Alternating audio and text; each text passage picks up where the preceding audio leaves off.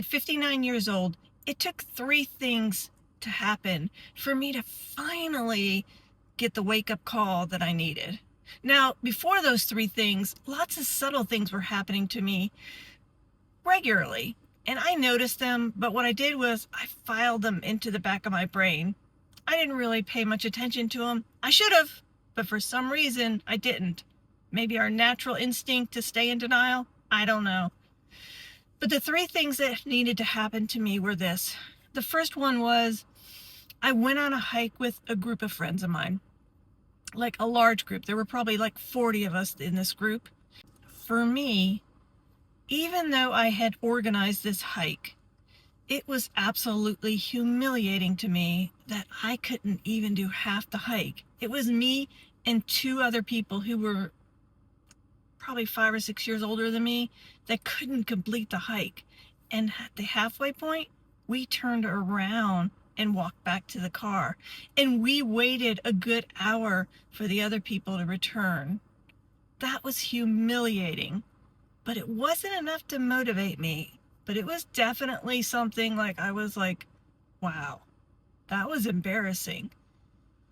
The second thing that happened to me is I was on a cruise with a friend of mine, and the friend wanted to do an excursion that sounded fun to my younger self, but for me, I just kept thinking in my mind, there's just no way I can do that. That's just too much. And that moment just really stuck out for me because I was like, since when did I become this person who can't do excursions that kids can do? Her son was young. She was older than me by a great deal, and she was doing it, but I was like, no way, I'm not doing that. So the fear was there, but that really bothered me in the back of my mind. It stayed there. Like, I become this person who says, no, I'm just going to the beach instead. And the third thing, which was the biggest thing, is I had gone on another hike, because when you live in Arizona, people like to hike. Now, after the first hike, I was nervous about going on another hike, but I had done a little bit of exercise in between, so my legs were a little bit stronger, but that didn't seem to matter. Now, my friends framed this as an easy hike.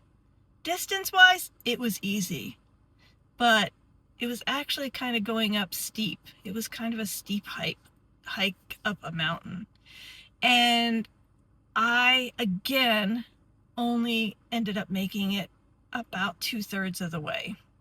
And it wasn't that my legs were giving out. It was my heart, and my lungs couldn't handle it. I literally thought that day I was going to have a heart attack right there on that mountain. And being true to my personality, I told my friends, just go ahead and go on. I'm okay. I'll wait for you here. And I waited for a good while, and I really filled up with shame over being there, because on the outside, I didn't look like I was terribly unfit, but on the inside, I definitely was. My heart, my lungs, I felt dizzy, I felt like chest pain, I felt trouble breathing. I was scared. Really was. I probably should have called an ambulance that day, but me being me, stubborn, I didn't, and I'm thankful that I made it back down without any real incident. But that was the ultimate wake-up call, realizing that my friends who were older than me were making these hikes, and some people were 100 and 150 pounds heavier than me and making the hike. And I still couldn't do it. And I was like, what has happened to me? But you know what? The best thing that happened to me is that those things happened in a pretty short period of time, over a couple months. And it made me finally wake the heck up and start my fitness journey for real. Like, for the first time in my life, because I realized, what am I looking at here?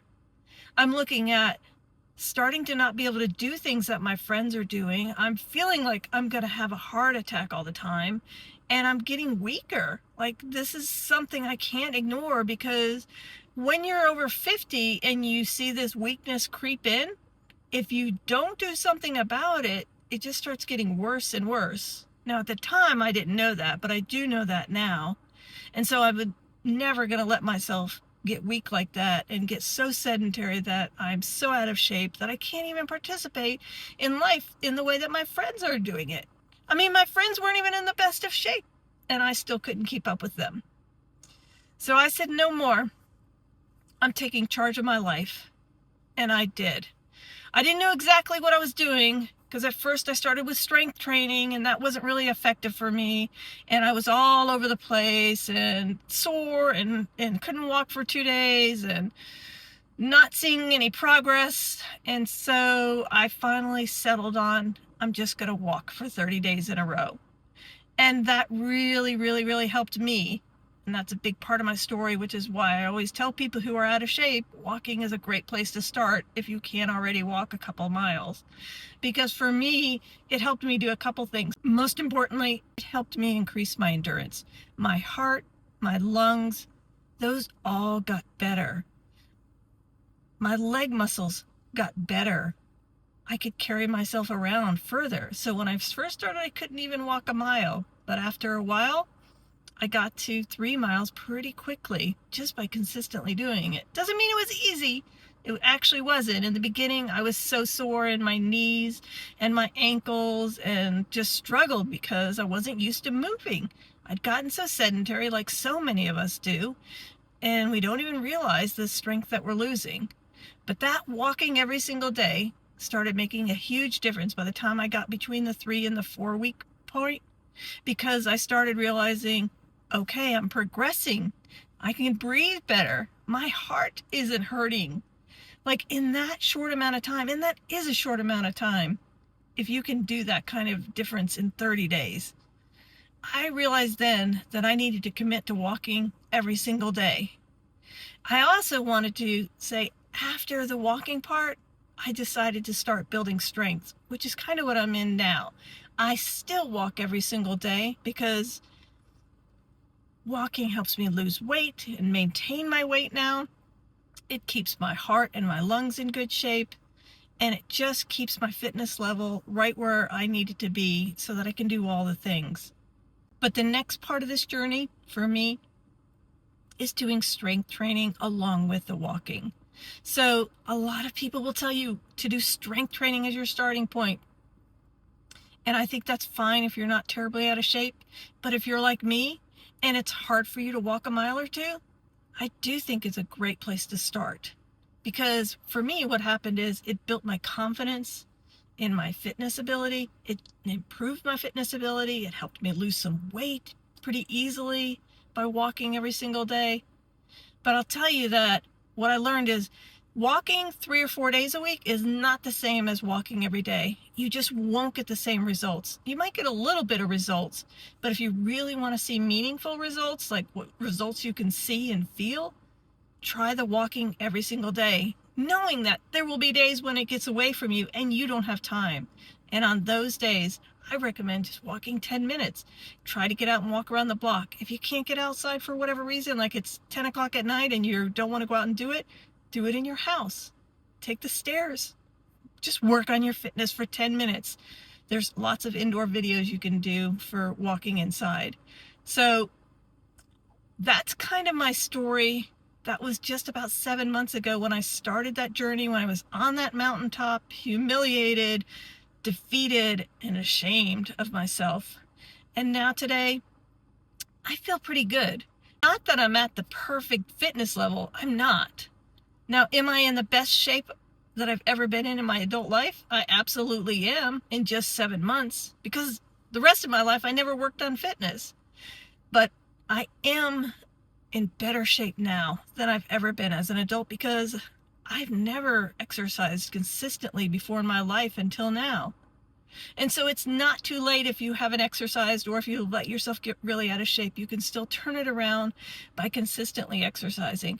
I like walking. I find you get great effects from that. If for some reason you can't do walking, pick something else that's going to get your heart rate up and your body moving. Do dancing, do indoor fitness classes, do swimming, do something to get yourself moving every day, because if you start consistently getting yourself moving every day, you're going to start feeling better. You're going to start feeling healthier, stronger, and like you're in better fitness.